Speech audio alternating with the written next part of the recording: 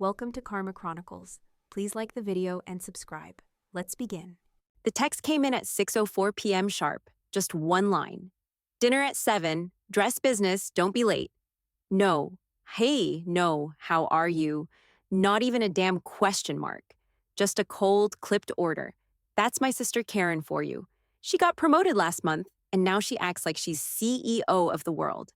My name's Emily Becker. I'm 33. I live in Palo Alto, California. I hadn't seen Karen in months. No real falling out, just distance. She climbed fast in her company's AI division and made sure the rest of us knew it. I stayed out of her spotlight. She liked it better that way. Quick note, before we start. How's your day going, and where are you joining from? I showed up at 6:58. I wasn't about to give her the satisfaction of being late. The elevator up to her high-rise condo smelled like disinfectant and rich people.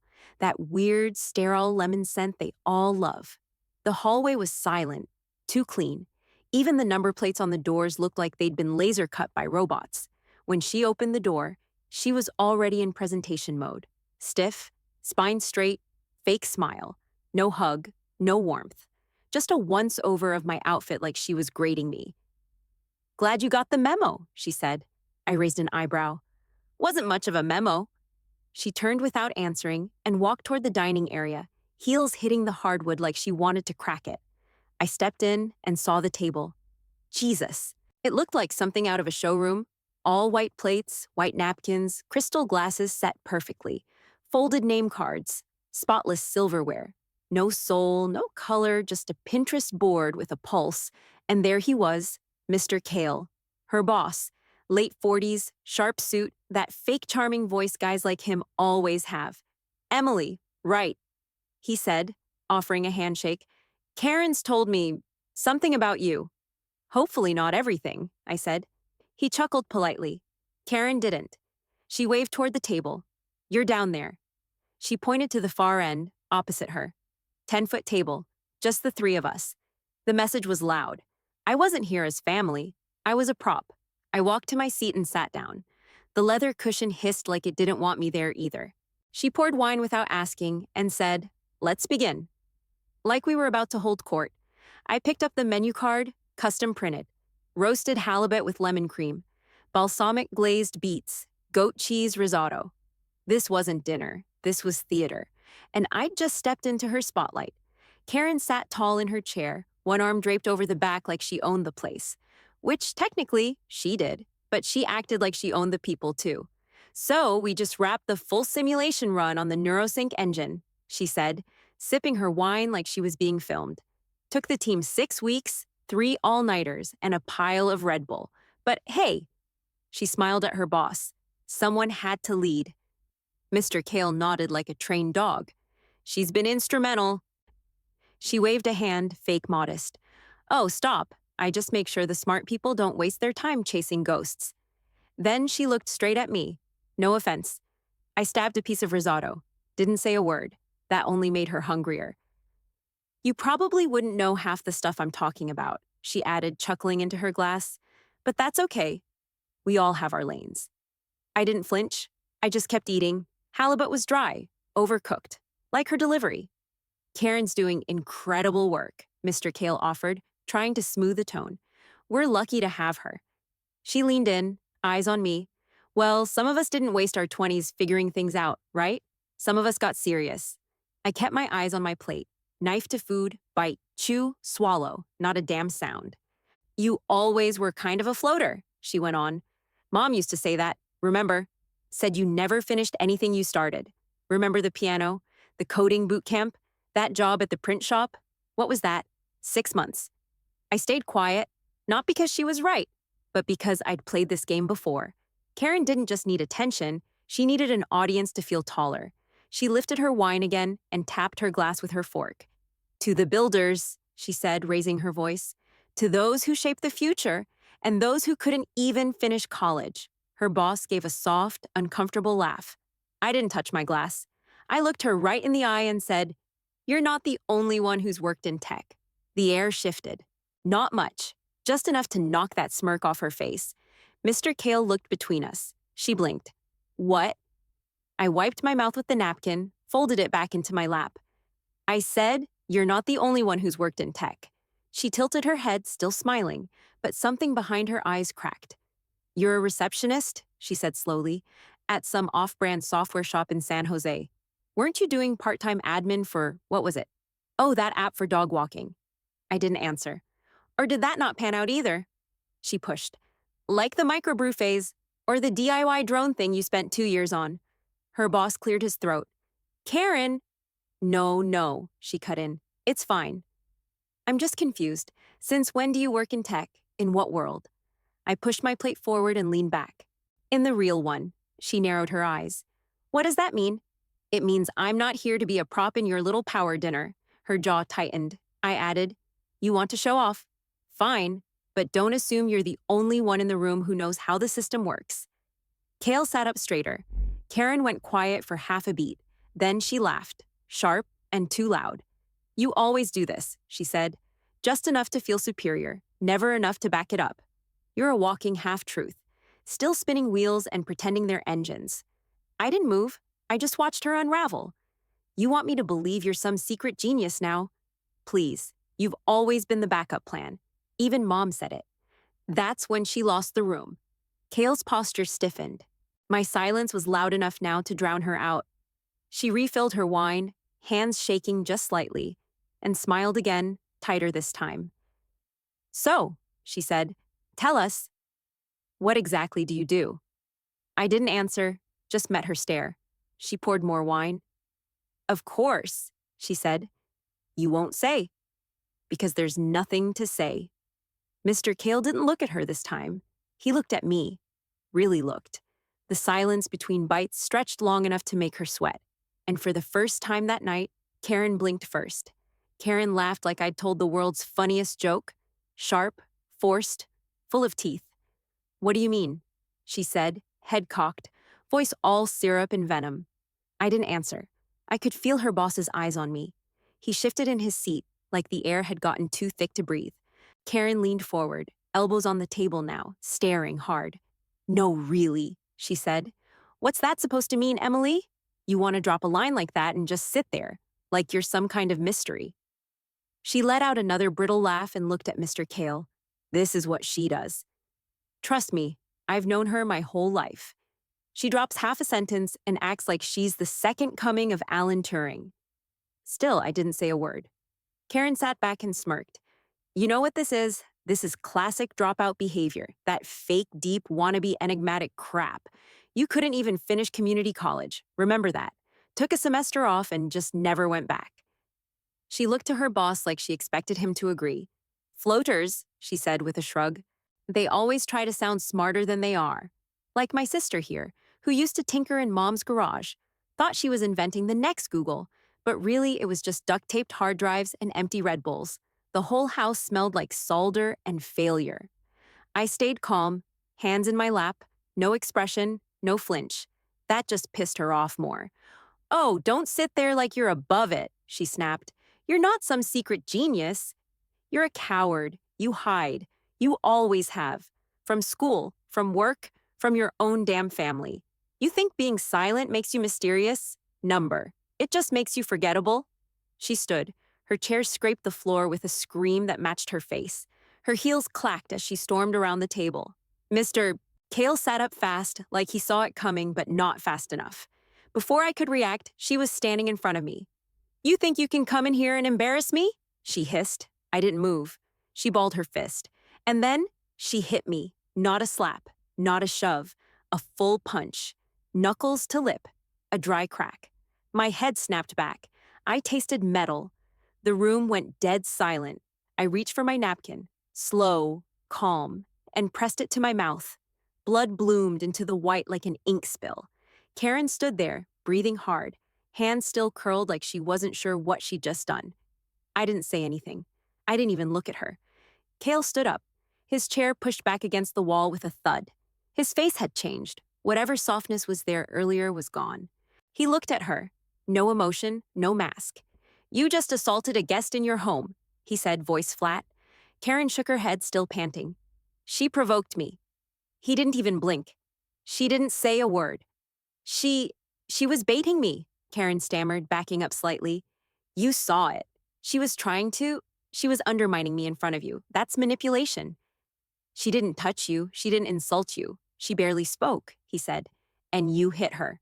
I sat still, napkin pressed to my lip, blood still warm. Karen looked at me, and for the first time all night, I saw it. Not rage, not pride. Fear. Her hands dropped to her sides. She looked like she wanted to take it back, like the moment had finally caught up. I didn't mean to, she said, voice small. Her boss didn't respond. He didn't need to. Mr. Kale didn't blink. His voice dropped even lower. Karen, he said, you're done. You just assaulted a senior engineer from HQ. The words didn't land right away. She stood frozen for half a second like she misheard him. Then she laughed, a short, broken thing that didn't sound like her anymore. What? No, she scoffed. She's not even employed. That's my sister. She doesn't work for the company. He didn't move. She's Emily Becker. Karen blinked. He kept going. You punched our lead systems architect. She went pale. Her lips moved, but nothing came out at first. Then, no, that's not, what are you talking about? I sat still, napkin still pressed to my lip, blood now drying in the fibers. That's not possible, she said, shaking her head. She's been unemployed for years. She was building robots in the garage last time I saw her. Kale turned to me. You okay? I nodded once. Karen stepped toward him, voice pitched high. You're kidding, right? There's no way she works in R&D. I've never even seen her in the building. She works out of HQ, he said. And she's not required to answer to you. Karen whipped around to me. You tricked me. I finally looked up. She pointed a shaky finger. You planned this. You set me up.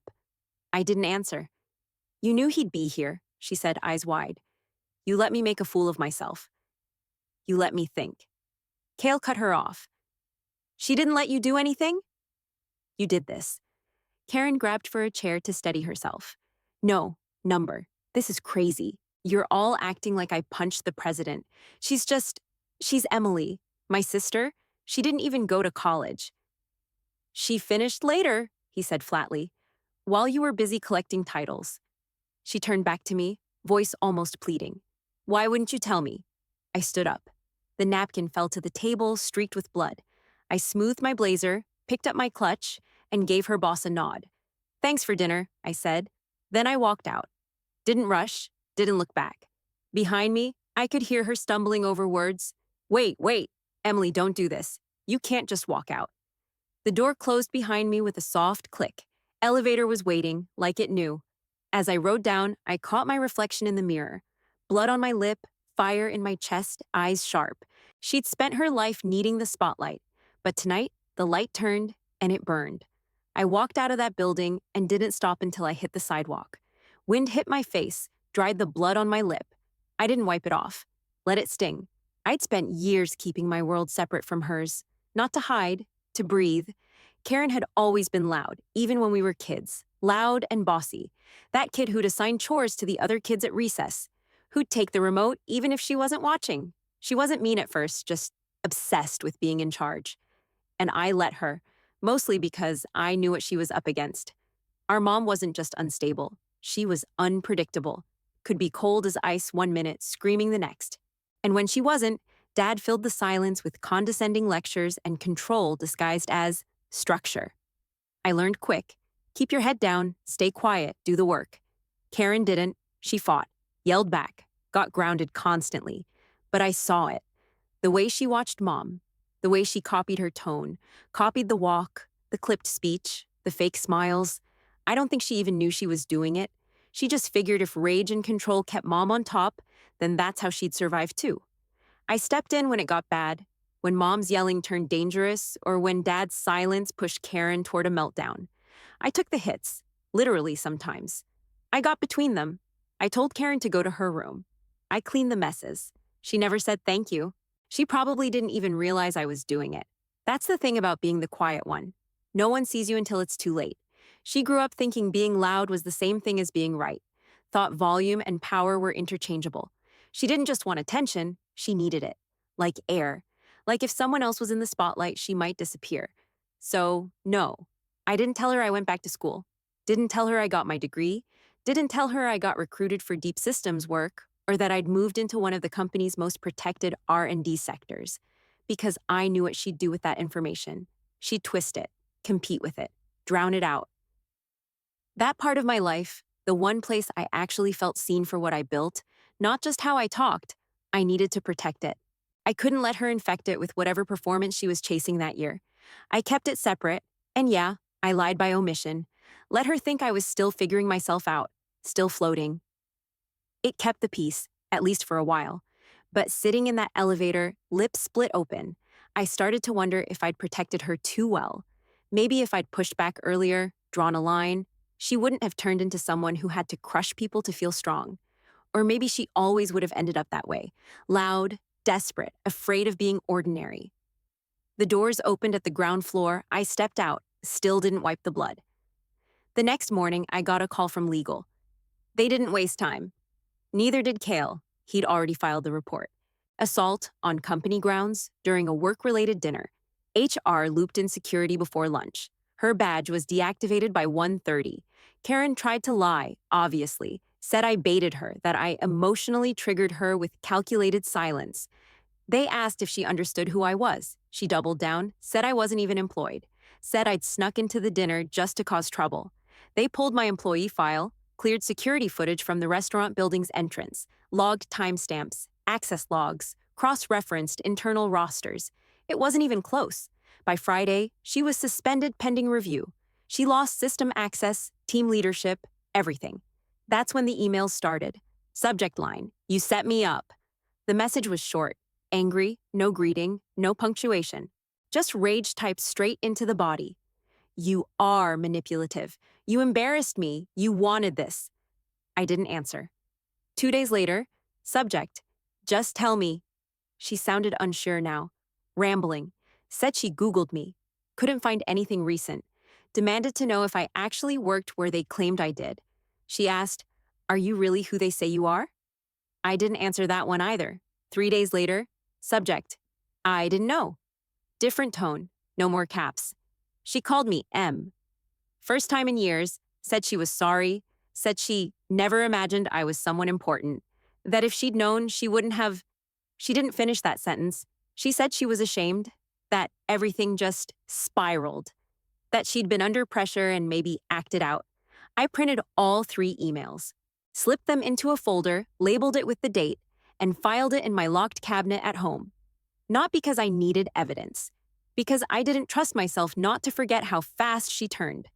I sat on my couch, reading that last one over again. She wanted me to believe she didn't know who I was, that I somehow tricked her into swinging, that if I'd just said something, if I'd worn a name badge or brought a damn resume to dinner, it wouldn't have gone down like it did. Bullshit. She didn't need a reason, she just needed an opening, and I gave her one, by showing up. The weirdest part was, I didn't feel angry, not anymore. I felt tired. There was a time when I would have written back, explained myself, maybe even offered a line of grace she didn't earn. But that time passed the second her fist connected with my mouth. Whatever trust we had, whatever sister bond I used to hope was buried under all that noise, it snapped. I didn't owe her clarity. She wanted to rewrite the story now, make herself the confused one, the victim. But I'd lived this pattern too long to buy into that version. So I locked up the file, shut the laptop, and said nothing. It was late November when the message came in. "If you'll meet me, I'll come clean, just as your sister." No signature, no follow-up, just that line, simple, human. The first thing she'd sent that didn't feel like a performance. I read it once, then again. Let it sit in my inbox for 3 days before I answered. Saturday, 10 a.m., Dana Street roasting. No warmth, no invitation, just logistics. Saturday came, cold and overcast. I got there early, grabbed a booth by the window, back to the wall. Old habit. I ordered black coffee, no food. I wasn't there to linger. She walked in 10 minutes late. Same coat, same heels, but smaller. Not in size. In presence. She looked around like she wasn't sure if she'd made the right choice walking in. When her eyes met mine, I saw it. The crack, the exhaustion, the weight of what she'd lost. "Hey," she said soft. I nodded. "Sit." She did. For a while, we didn't say anything. She looked down at her hands, rubbing one thumb over her palm. I stayed quiet. Let her speak first. "I almost didn't come," she said finally. I thought you'd block me. I almost did, I said. She gave a weak laugh, then sighed. I don't know where to start. Start with what's real. She nodded slowly, took a breath, then another. I hated being second to you, she said, even when I didn't know I was. I could feel it, though. Like you were holding something back, and it made me crazy. I thought you were just lazy or scared or wasting potential, but deep down, I think I knew I'd never catch up. I didn't respond, just listened. I copied Mom because it worked, she continued. Loud got attention, loud got respect, or at least fear. And I thought if I stayed loud enough, long enough, maybe I'd drown out whatever it was you had that I didn't. You think what I have is volume, I said. No, she said quickly. Not anymore. She sat back, eyes tired. You didn't hide your work to hurt me. You were protecting it. From me. I didn't deny it. She looked out the window. I deserved that. You weren't safe to tell, I said. That wasn't about punishment. That was about keeping something mine. Something I built without you talking over it. I know, she whispered. Silence again, but softer this time. Then she turned back. I don't expect you to forgive me. I'm not here for that. She trailed off, searching. I don't want us to end like that. The punch, the blood, the silence. I want to try again. Not as rivals, just sisters. I looked at her long and steady. Her makeup was lighter, hair tied back, voice quiet, no armor. I didn't nod, didn't smile. I just said, this doesn't fix it. I know, she said. But it's something, I added. She blinked fast, then smiled. Just barely. Neither of us reached across the table. We didn't hug, didn't cry, just sat there, across from each other, with 2 mugs of cooling coffee and too many years between us. But I didn't leave, and that was a start. The next time I heard her name, it wasn't from her. It was from a guy in my department, standing by the break room fridge, talking about some ex-manager trying to weasel her way back into the industry. She's been blacklisted, right? He said. I mean, punching a lead engineer in front of a VP, that's career suicide. I didn't say a word, just poured my coffee and walked out. But the mentions kept coming. People from other teams, former interns, one girl from recruiting who cornered me near the elevators. Your sister's been calling startups, she said. Says you got her fired. Says you tanked her promotion because you were jealous. I didn't flinch. Just asked, did anyone believe her? She snorted. Not after 10 seconds on Google. Karen was trying. I'll give her that. She scrubbed her LinkedIn, shortened her name to Kay Beck, claimed she left her last role to pursue innovation partnerships, tried pitching herself as a thought leader in automation. She was desperate, but she still had that arrogance. Like if she just changed the headline, the rest would fall in place.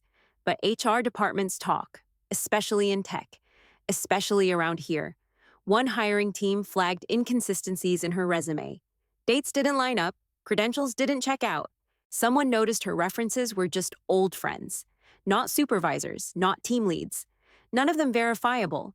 That company did a full dig, found out about the altercation, pulled her internal record, saw the flagged termination report, the expunged disciplinary notes, the falsified data she claimed was a misunderstanding. She didn't just lose the offer. They blacklisted her company-wide, forwarded the case to 3 other partners in the Valley. After that, she disappeared from every shortlist. Her name started showing up in a different context. Cautionary tale. Don't pull a Karen Becker. It wasn't just about the punch. It was about the ego, the delusion, the way she tried to lie her way back into relevance, thinking no one would notice. And the irony? The more she tried to explain herself, the less people listened. I heard she showed up to a networking event and tried to corner one of our vendors, said I had hacked her career, that I'd manipulated people into turning on her. They said she looked frantic, that her voice cracked halfway through, like even she didn't believe it anymore.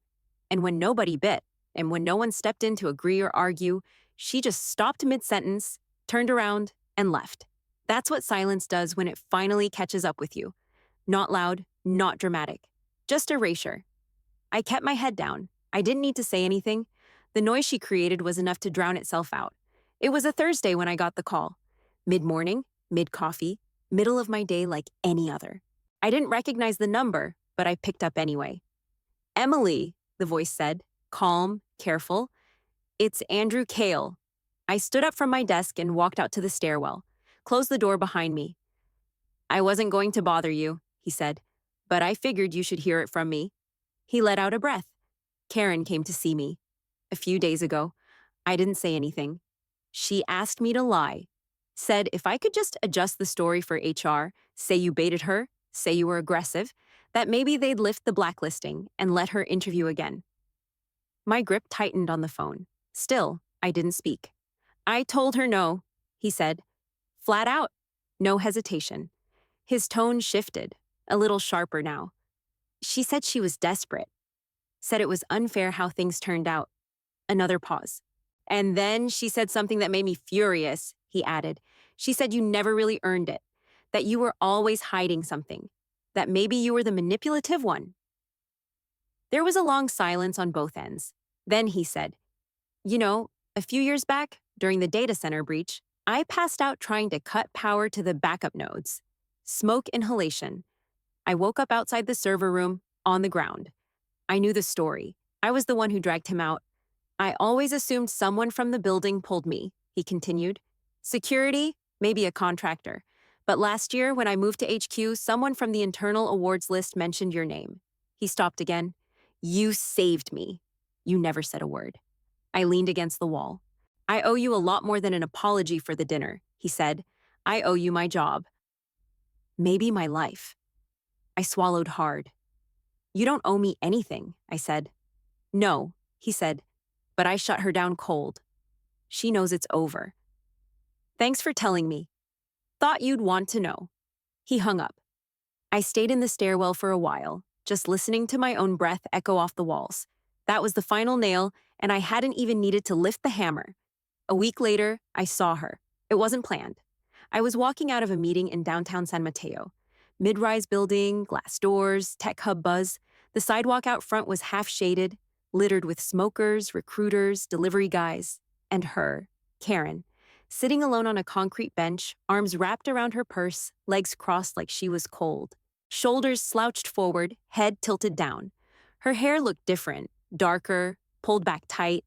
No makeup, no heels, just her, smaller than I'd ever seen her. She didn't look up right away, just stared at the ground like she was waiting for something, or someone, that wasn't coming. Then her eyes met mine, and we both froze. She didn't speak. No wave, no excuse, no performance. I didn't stop walking, didn't break stride. I passed her like she was part of the sidewalk, like she'd been etched into the concrete. Permanent, but unnoticed. I didn't turn around. Didn't need to. I walked right past her. Didn't slow down. Didn't flinch. She looked up when I was a few steps away. Just her eyes, no words. That Karen stare, the one she used to wear like armor. Only now it didn't carry anything behind it.